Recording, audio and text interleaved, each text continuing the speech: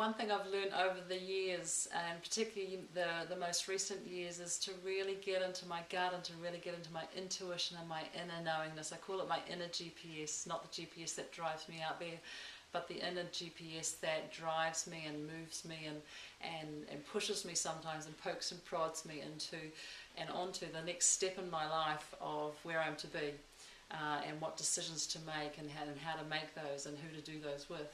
Intuition is a fabulous inbuilt system in us, and few of us use it to the degree that we could be using it, because when I use my intuition over my knowledge, so I call it knowingness rather than my knowledge, we can build up knowledge through the books we read and the people we talk to and the subject matter that we learn about whatever we need in our life. But knowingness for me is the key. Knowingness helps me be very much at ease with my decisions.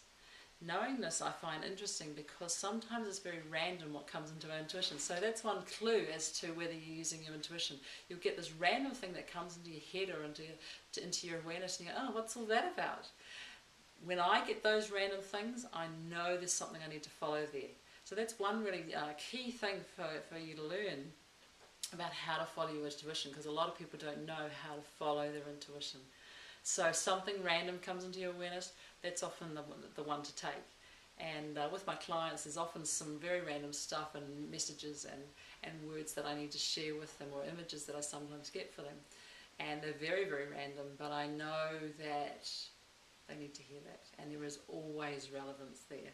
So use your intuition. How else do we use, and I was going to use the word employ our intuition, but how do we actually follow our intuition is what I'd like to say. We have to trust. You know, knowledge is very much around evidence, and trusting, often we don't have evidence, but we have to have trust and faith that the door is being opened for a reason, and that we will be provided for, and that we will have kind of a hammock or a trampoline to hold us as we follow that intuition, because each step will be given to us in the right time. So there's some real trust and faith. So randomness is interesting around intuition. That certainly is one of the keys. Trust and faith is another one.